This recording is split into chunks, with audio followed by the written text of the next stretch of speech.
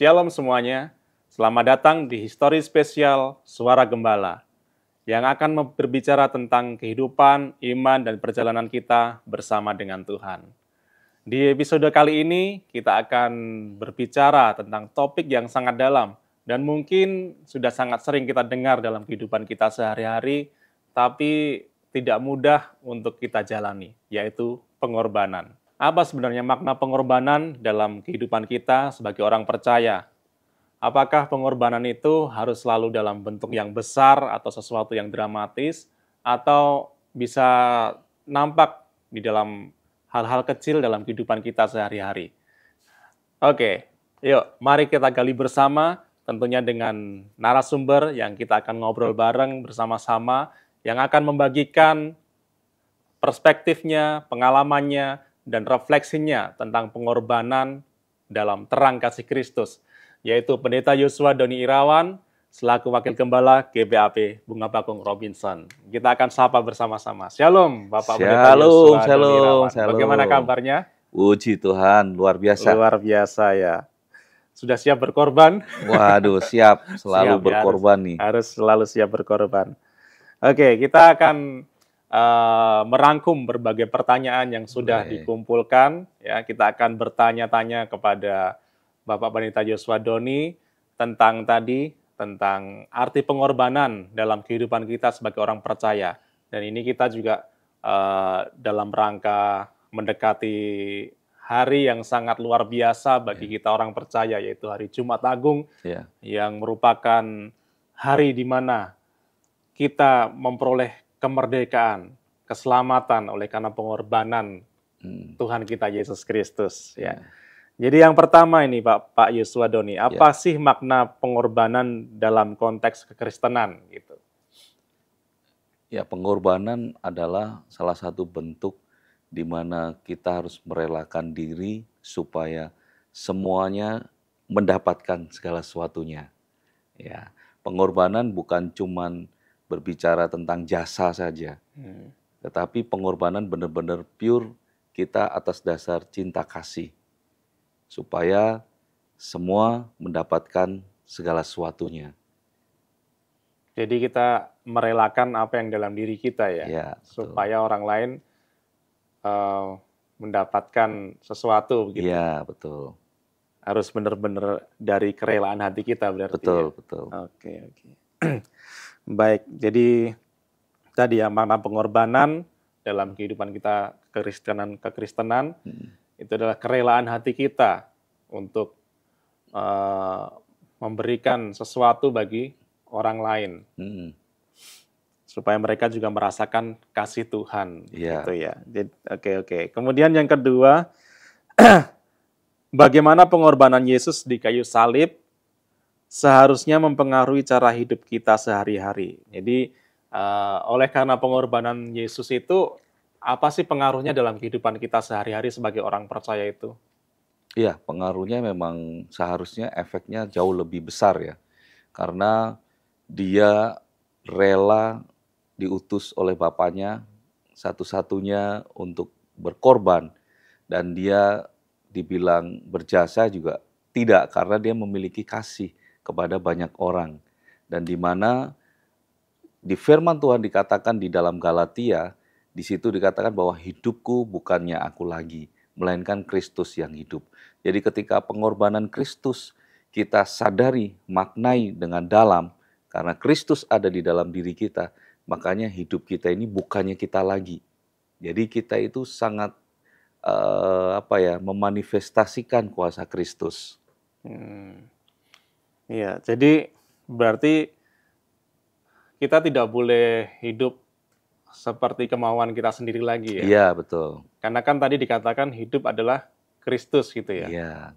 Jadi harus hidupku bukannya aku lagi, bukan kita lagi, tetapi Kristus yang hidup dalam Kristus diri. yang hidup dalam diri kita.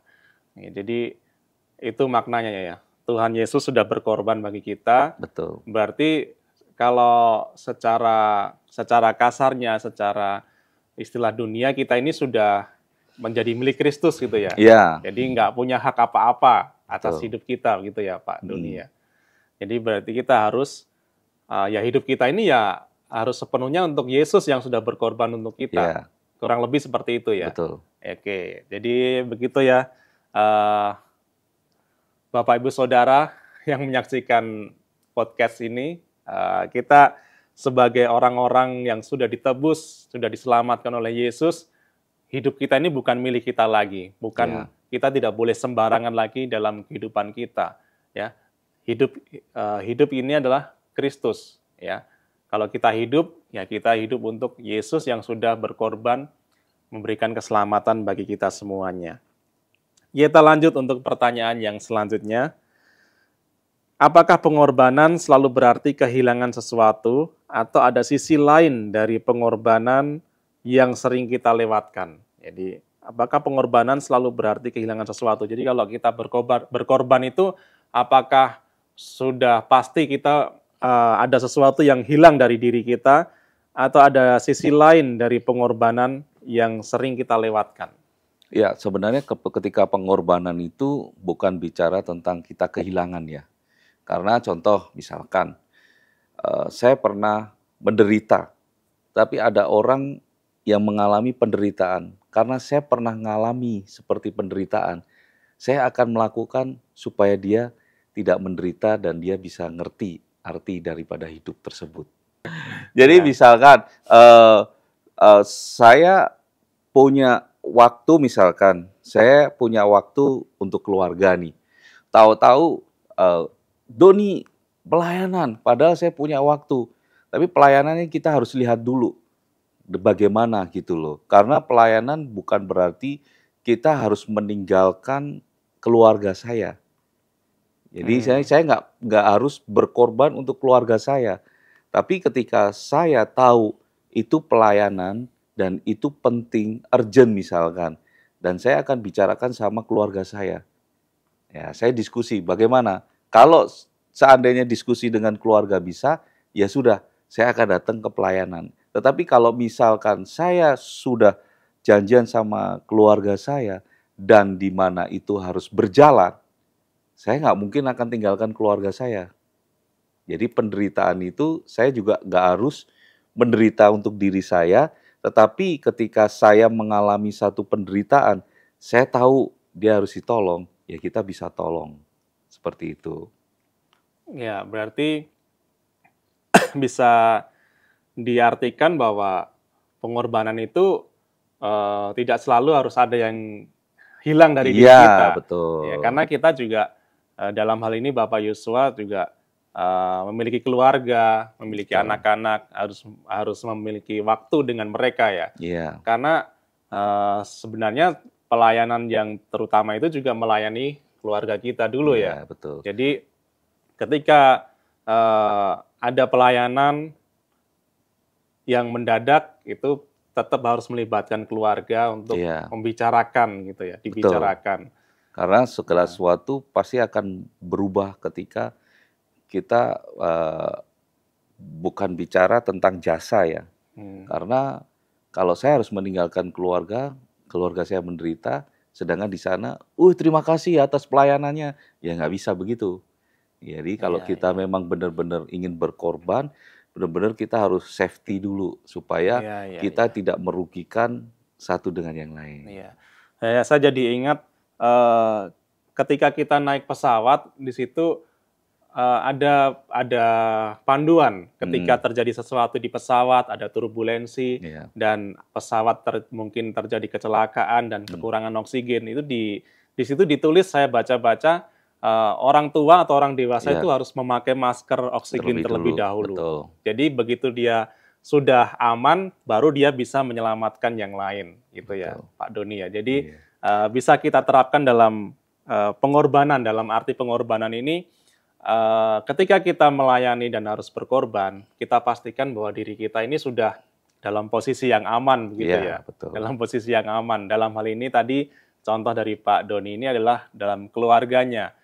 Ketika keluarganya aman nggak keluarganya ditinggalkan untuk melayani. Ketika keluarganya juga membutuhkan waktu itu Bapak Doni harus di situ di samping mereka, ya tentu Bapak Doni akan memilih keluarga. Ya. Betul ya Pak ya? Diskusikan dengan Didiskusikan. keluarga, Kalau memang tidak bisa ya saya harus ambil posisi saya Iya, istilahnya dengan oke. keluarga.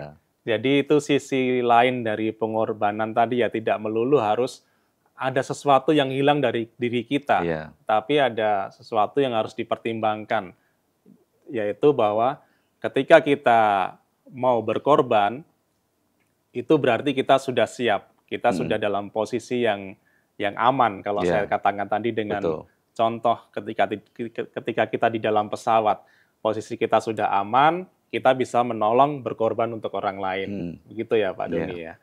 Baik, kita akan lanjutkan. Semoga kita bisa memahami setiap poin-poin yang kita bicarakan tadi ya. Kita lanjut ke poin pertanyaan selanjutnya. Bisa ceritakan pengalaman pribadi Anda ketika harus berkorban demi orang lain. Apa yang Anda pelajari dari situ? Mungkin ini masih ada kaitannya dengan yang tadi ya. Pengalaman pribadi ketika harus berkorban demi orang lain. Ya, dapat pelajaran apa dari pengalaman tersebut? Mungkin yang pertama, eh, ada nggak pengalaman Pak Doni ketika harus berkorban demi orang lain? Wah, sebenarnya banyak ya. Banyak ya. Iya, cuman yang, berkesan buat saya, ada perubahan dalam hidup saya adalah ketika saya waktu itu sudah menikah dan baru, apa ya, seumur jagung ya istilahnya ya. Dalam pelayanan ya? Ya dalam pelayanan seumur jagung saya menikah dan dalam pelayanan di situ saya memang kebetulan belum fokus, di bidang musik, jadi masih bisa antar jemput jemaat Hmm. waktu itu. Nah, saya antar jemput jemaat, ya saya pelayanan, karena saya mengabdikan diri kepada Tuhan, saya pelayanan. Nah, satu ketika ketika habis doa pagi, istri saya minta diantar ke pasar. Hmm. Nah, doa pagi kami kan, memang pagi sekali ya, jadi perasaan daging itu habis doa pagi itu ngantuk Ngantuk. gitu. Iya, Pengen lanjut tidur iya lagi. mau lanjut tidur gitu. Ketika kita pulang, udah karena kita doanya di gereja, habis itu kita pulang ke pastori, naik, udah mau tidur, istri bilang, "Anterin saya ke pasar," gitu, "untuk masak ini." Saya bilang, "Aduh, saya ngantuk, aduh capek banget nih gimana?" Gitu, "Sendiri aja." Gitu. Satu cambukan, satu perkataan yang membuat saya berubah adalah ketika, dia bilang adalah, "Kamu jemaat aja bisa diantar jemput, Hmm. masa istri minta diantar ke pasar nggak diantar?" Saya langsung bangkit bangun, "Oke siap." Saya nggak komentar apapun, dari situ saya mengerti bahwa, memang pengorbanan itu nggak enak ya. Tetapi satu hal buat saya pribadi, dari situlah saya melihat bahwa yuk kita sama-sama ketika kita mau berkorban, tidak pilih kasih, gitu loh istilahnya dalam diri kita. Ya. Ya saya berkorban untuk jemaat, Hmm. tapi istri sendiri mau ke pasar saya nggak mau berkorban. Mungkin karena istri sendiri bisa Ya bisa, bisa tetapi, dikasih alasan gitu mungkin dari ya. situlah, saya berubah. Jadi istri saya minta dianterin kemana, saya bisa, saya antar. Karena kita harus seimbang, Hmm. antara pelayanan dan keluarga itu harus seimbang. Tidak boleh dipisah-pisahkan, karena pelayanan itu akan selalu ada, tetapi keluarga, istri akan semakin hari bertambah usia dan butuh istilahnya, pengayoman Pengayoman. dalam keluarga, seperti itu. Jadi pengorbanan saya di pelayanan, aduh bisa jempol 2 lah ya buat pelayanan. Tapi kembali lagi feedback buat saya di keluarga, saya harus jempol 2 untuk keluarga. Hmm. Karena kalau untuk keluarga cuma jempol 1, pelayanan jempol 2, Iya, percuma. percuma ya. Ya, jadi disitulah saya melihat bahwa karena saya kembali lagi, hidupku bukannya aku lagi, karena Kristus yang ada hidup dalam diri saya. Berarti saya harus bisa melayani banyak orang. Saya harus bisa melayani semua orang. Karena tidak semua suka lah akan pelayanan saya. tetapi saya hanya satu, untuk menyenangkan hati Tuhan saja. Oke, berarti dalam hal ini satu kata yang saya dapatkan harus seimbang ya, Ya, Pak Doni ya. betul. Tidak berat sebelah, tidak walaupun ya istilahnya kita melayani, kita berkorban untuk orang lain karena kita sendiri tadi sudah mendapatkan pengorbanan dari Tuhan. Ya, Jadi kita harus siap sedia, tetapi keluarga pun juga sesuatu yang harus kita perhatikan. betul. Yang penting juga tidak boleh kita kesampingkan, Ya, gitu ya Pak. Harus betul. seimbang dalam melayani. Dalam hal ini pelayanan dalam ini adalah berkorban, harus seimbang. Kita harus tetap memperhatikan ketika istri membutuhkan pertolongan kita juga harus siap sedia. Ya, Jangan hanya mementingkan pelayanan. Ya mungkin ketika kita berkorban pelayanan, orang lihat sesuatu yang hebat, tetapi mungkin tanpa disadari ada sesuatu yang apa ya? Ada keluarga yang tidak karena suka.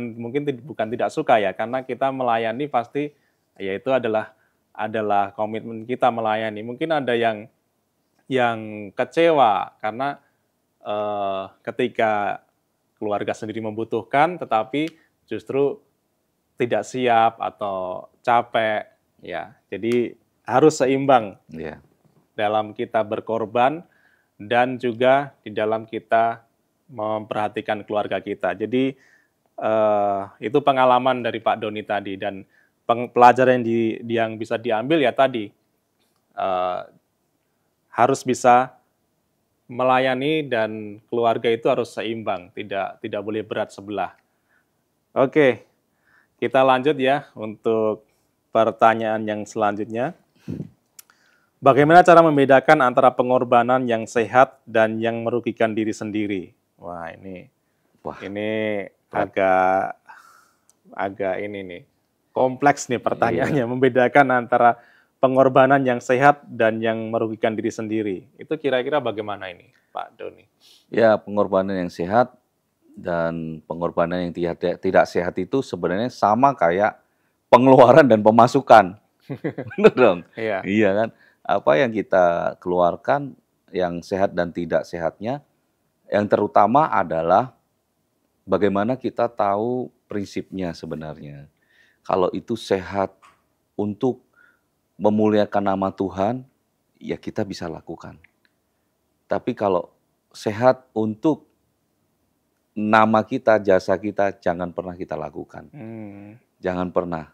Tetapi yang terutama adalah kita mengukurnya adalah dari kesiapan diri kita.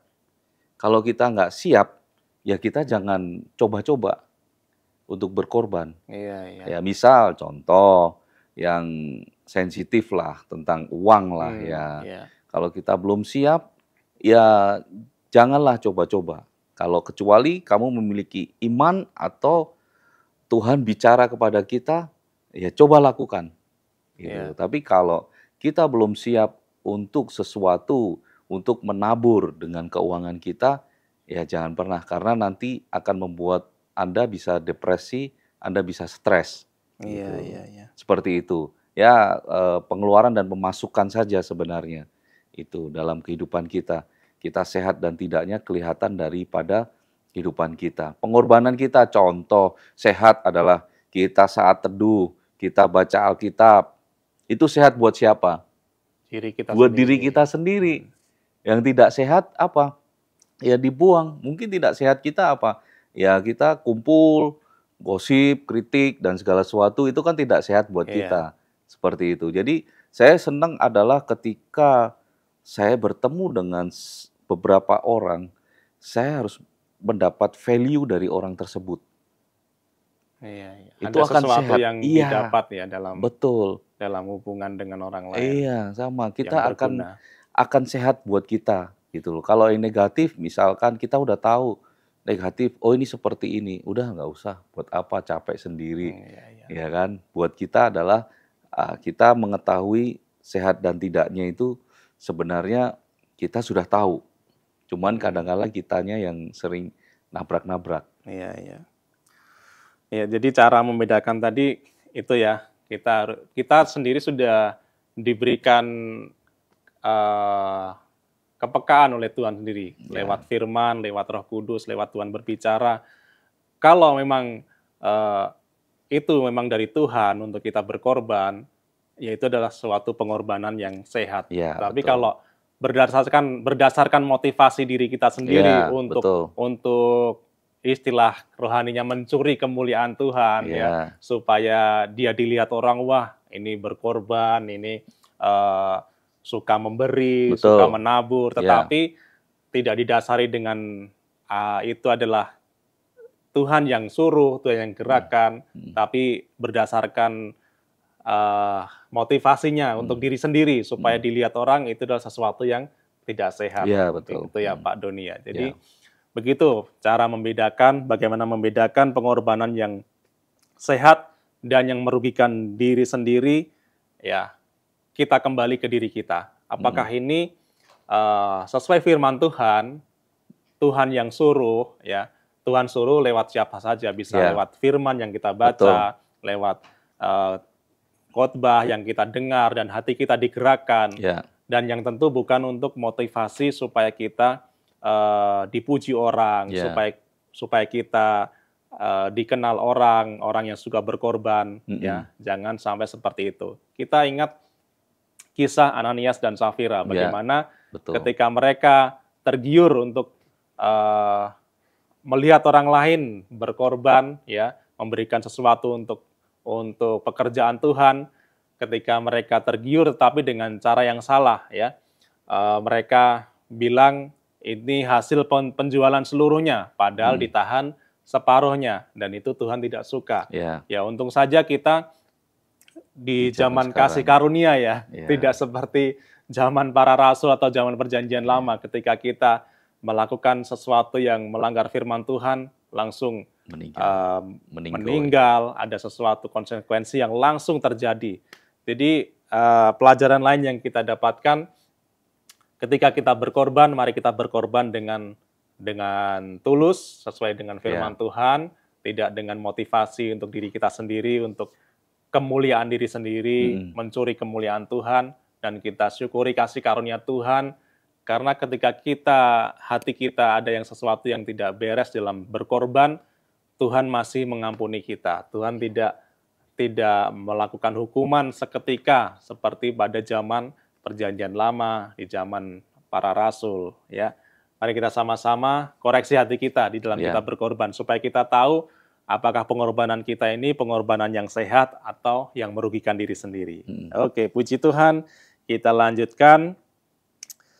Dalam dunia yang serba instan dan individualistis saat ini, mengapa pengorbanan menjadi semakin sulit dilakukan? Ya, jadi saat ini dunia semakin dimudahkan ya, semakin sesuatu itu banyak yang instan. Kita mau makanan, ketika kita mager, kita bisa pakai jasa online, semua bisa dalam hitungan beberapa menit atau mungkin beberapa jam.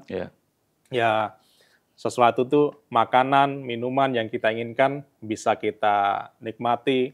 Ya, dalam hal pekerjaan pun semakin hari semakin menjadi sesuatu yang instan, ya, karena perkembangan teknologi, perkembangan artificial intelligence. Ya, saya ingat ketika dari pemimpin, ya, dari gembala ada memberikan pekerjaan, tolong ini dibuatkan desain seperti ini.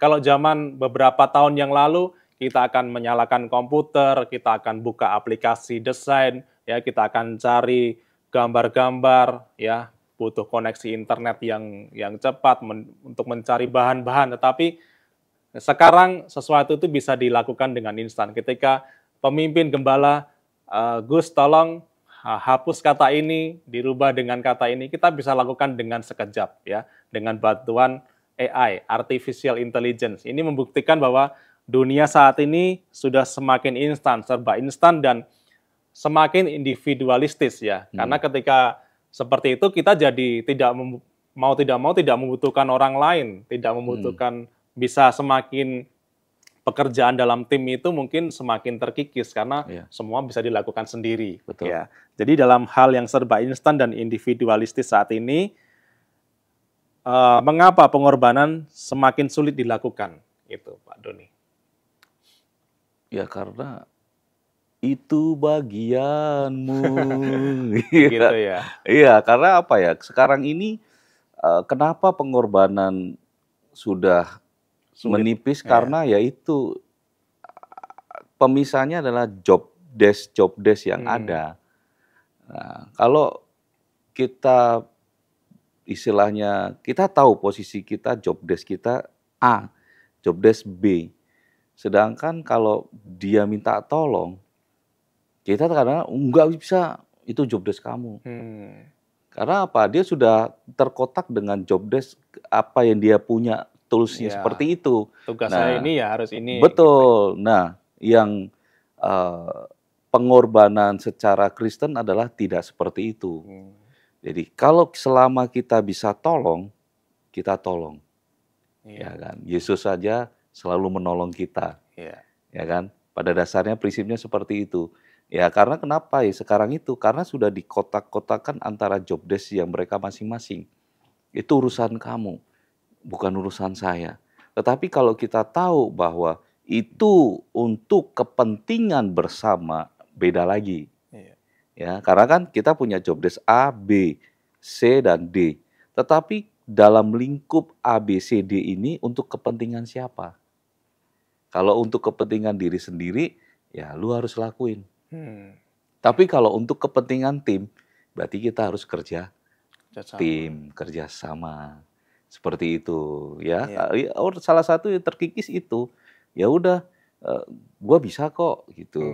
Seperti itu. Karena apa? Merasa bisa dan merasa terkadang, aduh job desk gua seperti ini banyak dan segala sesuatunya. Tapi kalau kita bicarakan inti ini untuk kebersamaan, ini untuk bersama-sama, pasti ada solusi, pasti bisa.